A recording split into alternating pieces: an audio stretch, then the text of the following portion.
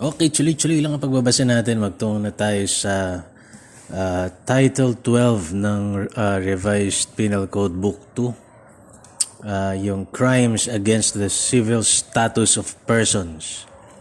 Crimes Against the Civil Status of Persons. Title 12 ng Revised Penal Code Book 2. So, unahin natin yung krimen na bigamy.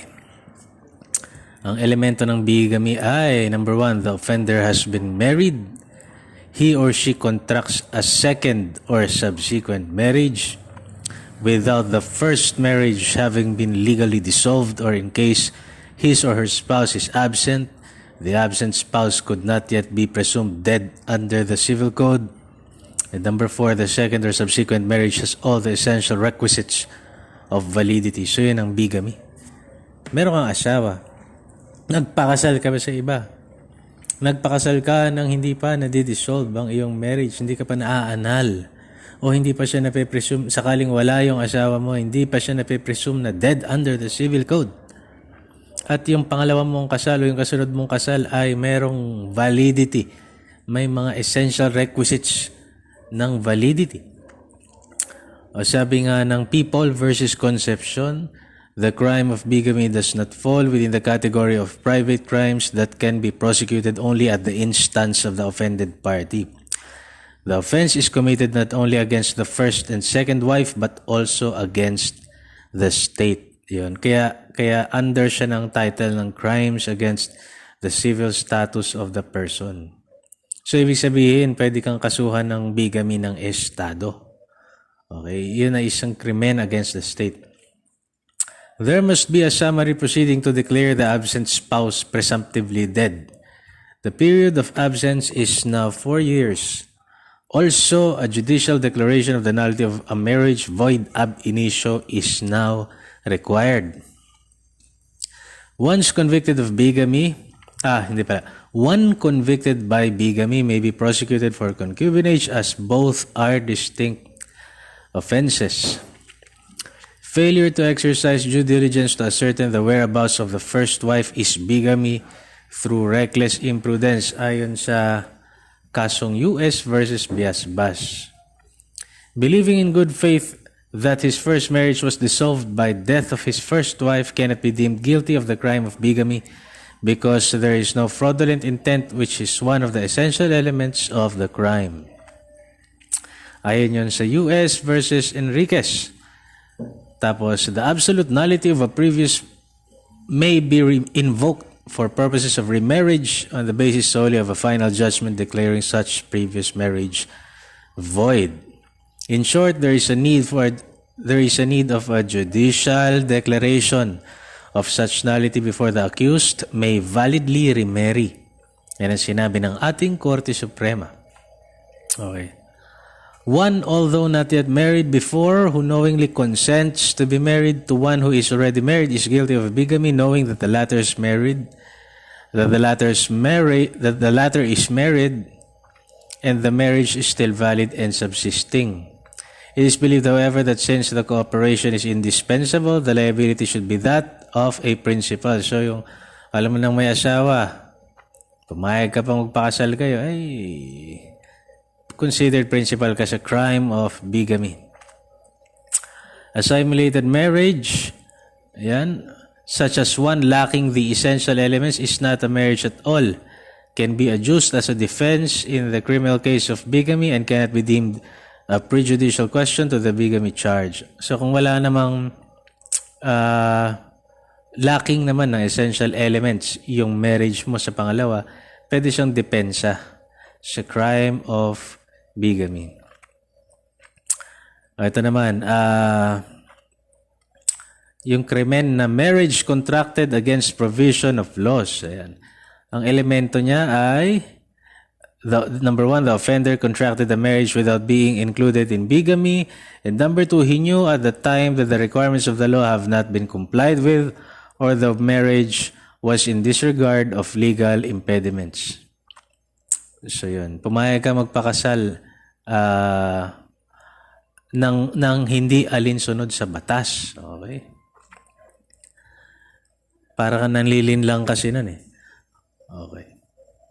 Premature marriages, ito, pinaparusahan yung number 1, a widow who married within 301 days from the date of her husband's death or before her delivery if she was pregnant at the time of his death.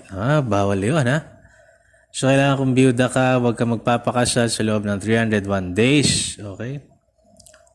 O kaya naman, namatay yung asawa mo, nagpakasal ka bago ipanganak, bago ka manganak, kung sakaling buntis ka.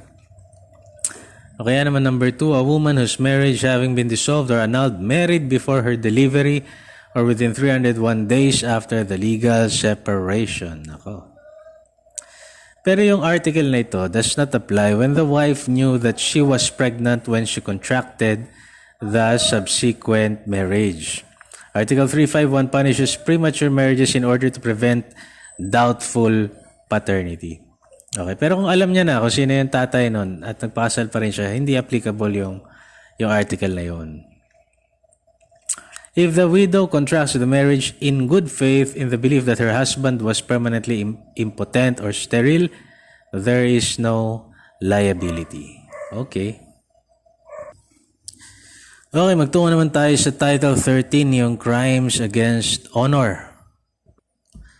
Okay, ito ay Title 13 na ng ating Revised Penal Code Book 2. No? Mga krimen na against honor. O yung libel. Ano ba yung libel? Libel is a public and malicious imputation of a crime or a vice or defect, real or imaginary, or any act, omission, condition, status, or circumstances tending to cause the dishonor, discredit, or contempt of a natural or judicial person, or to blacken the memory of one who is dead.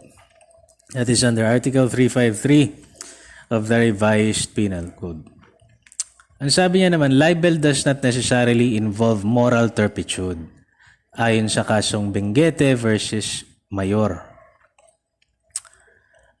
Malice is prompted by personal ill will or spite and speaks not in response to duty but merely to injure the reputation of the person, as where the accused is motivated by vengeance, personal resentment, or aversion, or where the accused harbors ill will and hatred against the complainant. Constructive criticism of a matter of public interest is not malice. Kaya nga sinasabi yung mga politiko hindi dapat thick-skinned kasi that is criticism of public interest. Okay, so nabanggitan natin isang elemento niya, yung malice siya. Di ba? Meron siyang imputation of a crime or a vice or defect, real or imaginary, or an imputation of any act, omission, condition, status, circumstance. Tapos may malice. Ikalawa, di ba? Pinag-usapan natin, may malice. Ikatatlo, may publication. Pero ang ibig sabihin ng publication dito, communication to third persons. Sabi nga rito, to publish. Sabi nga doon sa kasong Ocampo versus Evangelista, to publish is to make public, to make known to the persons in general. But where a defamatory letter contained in a closed envelope was delivered through another, the offender having parted with its possession in such a way that it could have been read by persons other than the defamed party, it was held that there was sufficient publication ayon dun sa People versus Andrada. Also, sending of a letter to the wife defamatory to her husband is sufficient publication, although in law, the husband and wife are regarded as one. Ayon yan sa kaso, sa jurisprudence na US versus Urbina. At ang ikakapat na elemento is yung person defamed is identifiable. So the publication need not refer by name to the libeled party. Plaintiff may call his friends to state that on reading the libel, they at once concluded it was aimed at the plaintiff. Kailangan aimed at the plaintiff. Okay. Libel in answer to another libel is not justified. But if published in self-defense in good faith without malice and is not unnecessarily defamatory of his assailant, it is privileged. Sabi nga. Okay. Napakaraming napakaraming kaso ng libel. Okay, o basahin naman natin yung RA 4200 ng wiretapping law. So sabi rito, It shall be unlawful for any person not being authorized by all the parties to any private communication or spoken word, tap any wire or cable, or by using any other device or arrangement to secretly overhear, intercept, or record such communication or spoken word by using a device commonly known as a dictaphone or dictagraph or detectaphone or walkie-talkie or tape recorder or however otherwise described. So meron na rin tayong cyber libel sa ngayon. Kaya yung libel naman under yung electronic means. O kaya ano naman yung krimen na slander. May dalawa daw uri ng krimen na slander. Grave insult, which is yung oral defamation, a defamation of a serious and insulting nature, and ikalawa, light insult, oral defamation not serious in nature. Offensive and scurrilous epithets, including words imputing unchastity to the mother and tending to injure the character of the daughter, constitute grave slander. Words uttered in the heat of anger constitute light oral defamation. Ayon yan sa jurisprudence natin, People versus Doronilla. Defamation in a political meeting on election when feelings were running high and people could not think clearly normally constitute light slander. Ayon sa People versus La Roga. Slander by deed naman. Ano naman tong krimen na to? Any person who shall perform any act not included and punished in this title which shall cast dishonor, discredit, or contempt upon another person. Example nito, yung cutting the hair of another to humiliate him. That is slander, yung mga ganun. O kaya yung slapping the face of the prostitute inside the house of prostitution. Only other prostitutes being present may not constitute slander by deed of a serious nature. Kailangan, ang sabi rito, proof of truth. It is admissible in two cases. Yung pruweba ng katotohanan, number 1, when the act or omission constitutes a crime. And number 2, when the imputation is made against government employees with respect to facts related to the discharge of their official duties. Yan. Okay. Ano naman yung krimen na incriminating innocent person? Incriminating innocent person. Yung elemento niya, number 1, the offender performs an act not constituting perjury. Number 2, such act directly incriminate or imputes to an innocent person the commission of a crime and the act must be malicious. Yung tatlong elemento na yon will constitute the crime of incriminating the innocent person. Ano naman yung intriguing against honor under Article 364? Any intrigue which has for its principal purpose to blemish the honor or reputation of a person. This is necessarily included in grave oral defamation. The only element of grave oral defamation not found in intriguing against honor is publication. This article punishes any intrigue or gossiping. Ngayon, hindi na yata masyadong applicable to kasi meron ng yung anti-chismosa law. Meron na yata ganun. So, hindi na to masyado ngayon. Okay. Okay, magpunta na tayo sa huling title ng Revised Penal Code Book 2. Title 14, which talks about quasi offenses. So, Title 14 ng mga crimes ng Revised Penal Code Book 2, quasi offenses. Marami rin ito. Napakarami ng krimen after dun sa yung crime of public, yung title ng mga crimes against public officers, crimes against persons, crimes against property, crimes against liberty and security, crimes against chastity, yung mga rape, ganyan, acts of lasciviousness, crimes against honor, yung mga ganyan. Magpunta naman na tayo rito sa quasi-offenses, Title 14, no? Ano yung krimen na criminal negligence? Ano ba yung criminal negligence? Yan. So, the principal factor in said offenses is the negligence itself and not the effects thereof. Sinabi yan ng ating Korte Suprema. As the careless act is single, Whether the injurious result should affect one person or several persons, the offense remains one and the same. It cannot be split into different crimes and prosecution. So, kunwari, reckless imprudence, nakapatay ka ng isa, may yung isa may physical injuries, yung isa damage to property. Iisa lang yon, reckless imprudence resulting to homicide, to physical injuries, to damage to property. Ganon siya. Hindi mo siya pwedeng paghiwa-hiwalayin daw. Reckless imprudence is not a crime in itself but is simply a way of committing a crime and it merely determines a lower degree of criminal liability. Negligence becomes a punishable act when it results in a crime. Yan ang sabi ng ating Korte Suprema. Any person who by reckless imprudence or by simple imprudence or negligence shall commit any act which had it been intentional would constitute a grave felony, less grave felony, or a light felony, yun ang imprudence and negligence.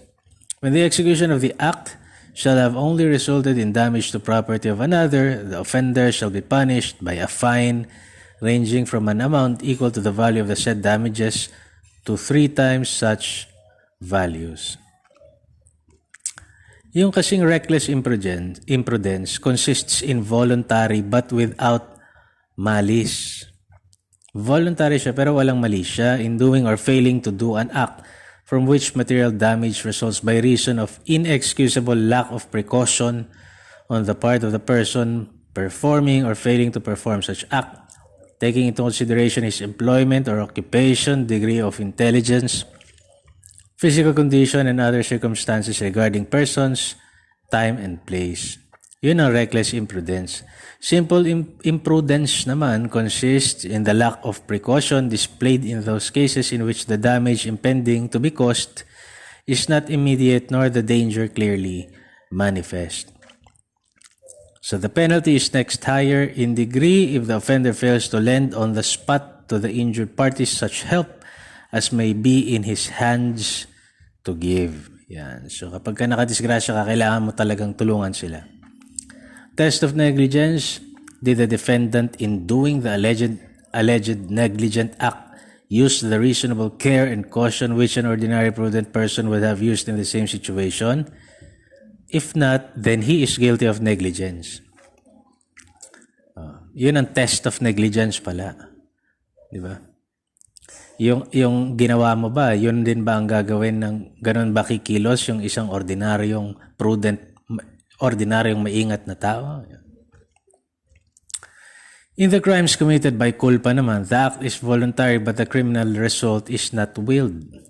It is essential, however, that the act performed be lawful, otherwise any result intended will be punished according to the provision of Article 4. The exception is the violation of the automobile law or a special law. Yan. Okay. Magbasa tayo ng iba pang mga ano dito, mga sulatin about quasi offenses. Penalty to be imposed depends upon the discretion of the court. Mitigating or aggravating circumstances are not considered. Hindi pala kinikonsidera yung mga yon sa quasi offenses.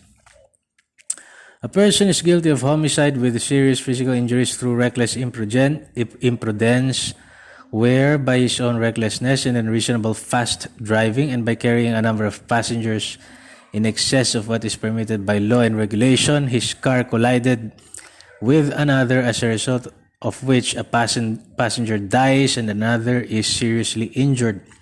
He violates the provisions of Section 67, Paragraph D of the Revised Motor Vehicle Law. Reckless imprudence result homicide with serious physical injuries through reckless imprudence.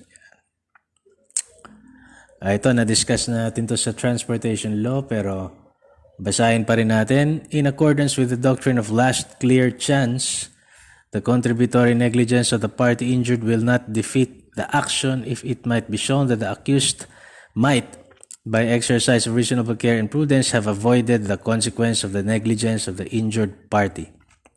At most, such contributory negligence would merely be considered as a mitigating circumstance. A professional driver who permits any unlicensed person to drive the car placed under his responsibility violates the provision of Act 3992 o yung Revised Motor Vehicle Law, which imposes a specific requirement to omit to do a definite act is negligence per se.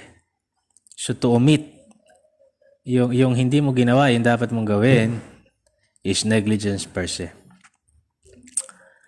The presumption of negligence of the surgeon, o tungkol naman sa surgeon ito.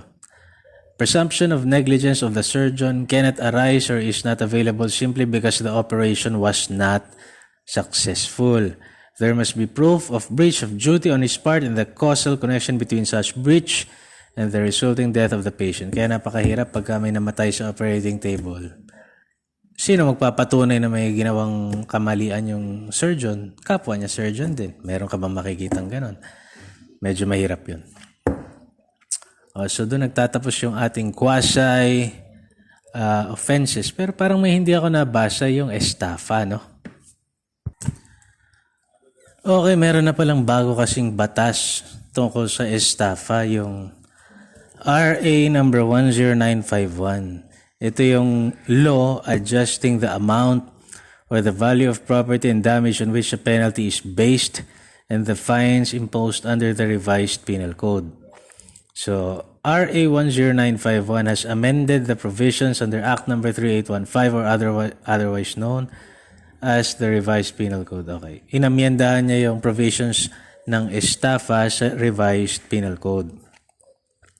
So, ayon sa RA 10951, swindling or estafa under Article 315 of the Revised Penal Code shall be punished as follows. O ganito. If the amount of the fraud does not exceed 40,000 pesos, the penalty of arresto mayor in its medium and maximum period shall be imposed. So that is 2 months and 1 day to 6 months. If the amount of the fraud is over 40,000 pesos, lumagpas ng 40,000 pesos, but does not exceed 1,200,000 pesos, the penalty of arresto mayor in its maximum period to prison correctional in its minimum period shall be imposed. So that is 4 months and 1 day to 2 years and 4 months. If the amount of the fraud is over 1.2 million pesos, 1,200,000 pesos, but does not exceed 2.4 million pesos, the penalty of prison correctional in its minimum and medium period shall be imposed. Ito mabigat na to. 6 months and 1 day to 4 years and 2 months. If the amount of the fraud is over 2,400,000 pesos, lumagpas ng 2.4 million pesos but does not exceed 4.4 million pesos, the penalty of prison correctional in its maximum period to prison mayor in its minimum period shall be imposed. So that is 4 years, 2 months, and 1 day to 8 years. So dito pa lang kaya papasok yung estafa sa regional trial court.